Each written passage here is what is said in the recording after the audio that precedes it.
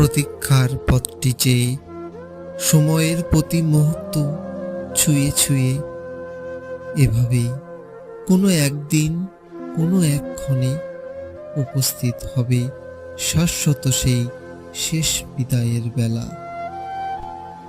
হয়তো আকাশের কোনো তারা খসার মতো খসে পড়বে জীবনের অদ্বিতীয় তারাটি, কিংবা নয়তো কোনো পরিপক্ক কি অকালপক্ক পাতার মতন ঝরে যাবে শরীর মাটির নির্দিষ্টকালীন আশ্রয়ের খোঁজে।